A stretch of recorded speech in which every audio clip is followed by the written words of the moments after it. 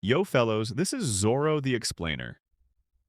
Today we're diving into one of the most legendary moments in One Piece history, Manyanan, the God Valley Incident, starting from chapter 1158. As we've already discussed, the God Valley Incident took place 38 years ago, an event so massive that it forced two monsters of their era, Gol D. Roger and Monkey D. Garp, to fight side by side to bring down a living legend, Rox D. Xebec. I know I'm a little late covering this chapter, but trust me, this one is worth the wait. So, let's get started. At the very start of the chapter, we're hit with an unexpected name drop. Gecko Moria's real name is revealed as Kazuki Moria.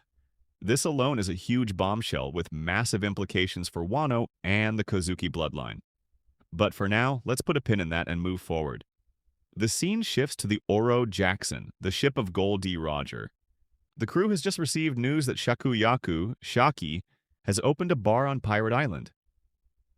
While most of the crew gets excited at the idea of visiting, something feels off. Roger looks unusually sad and distracted. Scopper Gaban notices this and asks Silver's Rayleigh why Roger has been gloomy ever since he spoke with him earlier. We're taken into a flashback where Roger is talking to Rayleigh about Shaki leaving the Kuja pirates. Roger mentions that since the last encounter between the Roger pirates and the Kuja pirates, he felt that Shaki didn't seem well. That's when Rayleigh tells Roger that he wants to show him something. He pulls out a letter from Shaki, addressed directly to Roger. Written on it are the bold words, "Come and make me yours." Roger is completely shocked. He says that while he was worried about her health, Rayleigh was casually holding onto a letter like this. Roger then asked Rayleigh straight up, "Don't tell me you're not interested in her?" Rayleigh replies calmly that it's not about lack of interest. He simply doesn't want to be tied down. In the very next panel, Roger is back to his usual energetic self. Laughing loudly, he declares, "I'm not giving up on Shaki." With that, the crew decides their next destination, Pirate Island. However, there's a problem. At this point in time, Pirate Island is under the control of the Rox pirates. That revelation makes the crew hesitate, fully aware of how dangerous Rox D. Xebec truly is. After a short time skip, the story shifts dramatically to Mary Juwais. Here we see St. Figurlin Garling in discussion with the five elders. The atmosphere is tense. The five elders question Garling, stating that it's far too soon to hold another rabbit hunting competition. The five elders respond by telling Garling that he's being impatient. Garling explains that while completing another mission assignment, he happened to stop by God Valley. He describes it as a non-affiliated nation, but one with a unique culture and an abundance of valuable resources. Garling reveals that he personally offered God Valley affiliation with the world government, but the nation refused. He then drops a far more dangerous revelation.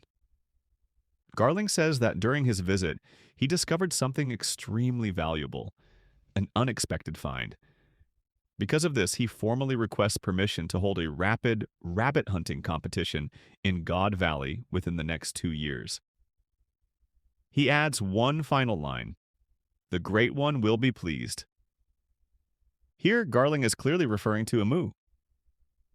The scene cuts back to Shaki's bar where we see a massive line of pirates waiting outside. Inside, pirates are drinking, laughing, and enjoying themselves. But not everyone is there peacefully. We see members of the Rox pirates inside a shady rip-off bar connected to Shaki's place. Shaki looks at Rox and asks him quietly, "What happened? That smile, it isn't for me anymore."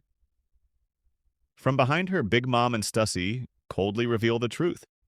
Rox has taken another woman and she is expecting his child. At that very moment, the Roger pirates enter Shaki's bar. Rox immediately loses his temper and attacks Roger, shouting, "How many times do I have to tell you? This is my island. You don't get to step foot here." Roger casually blocks him and responds, "Fighting inside Shaki's bar is forbidden." The next page shows the aftermath. The entire line outside the bar has been cleared by the Roger pirates. Moments later, a terrifying presence emerges. Whitebeard steps out, his aura overwhelming the area. We then see Gloriosa openly simping for Roger, begging him to let her join his crew. Roger laughs and politely refuses. Shaki asks Roger about Rayleigh, and Roger replies that he's resting back on the ship. Roger then starts a massive party, but Shaki strangely refuses to join. Soon after, Shaki collapses, and everyone rushes to take care of her. In the following panel, we're told that Shaki establishes a rule. Anyone who comes to see her will be granted absolute safety. But once they return to the open sea, they remain rivals. The scene shifts to Elbaf. Rox travels there to invite King Harald to join him. But instead of listening, Harald immediately attacks. We learn that Gorose informed Harald that if he kills Rox di Xebec, the world government will grant Elbaf official membership. Bound by that promise, Harald confronts his old friend. Their battle is catastrophic. Their hockey clashes are on an entirely different level, so intense that even Loki cannot withstand the pressure and is forced to flee. During the fight, Rox questions Harald. Has the world government wrapped you around their fingers already? He asks if this is really worth killing a friend, warning that the world government is merely using him as a tool. Both fighters are now heavily injured. Rox continues. They only see you as a military asset. What happened to your dignity? You'll end up as their slave. Harald fires back. Quit talking like you know everything. He explains that Elbaf's warriors were born from violence, and that history has shackled Elbaf, preventing true peace. He admits that the celestial dragons may be fools, but their global influence is undeniable. This enrages Rox. He calls Harald a cowardly rat and declares, "From now on, you'll never receive another invitation from me. Our friendship ends here." Harald replies with resolve, "I am a king.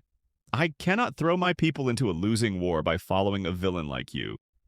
The editor notes that this battle had no true conclusion, but it marked the end of an unorthodox friendship. The two would not meet again for a long time, not until the day of a certain incident. After that day, Rox never returned to Elbaf.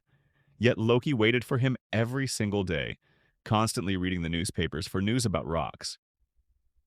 This mirrors another bond, Loki and Shanks. Loki admires Rox deeply and wants to become like him. 1 year later, we return to God Valley. We see civilians lovingly doting on 2 children, drawing red hair on their heads. And then comes the shock. Those children are revealed to be Shanks and Shamrock, and with that we end this video here. The pieces are moving, the players are in position, and God Valley is slowly becoming the stage for history's greatest clash. We'll be back with another insane chapter of One Piece very soon. So if you enjoyed this breakdown, like, subscribe, and let me know if you want the next part. Until next time.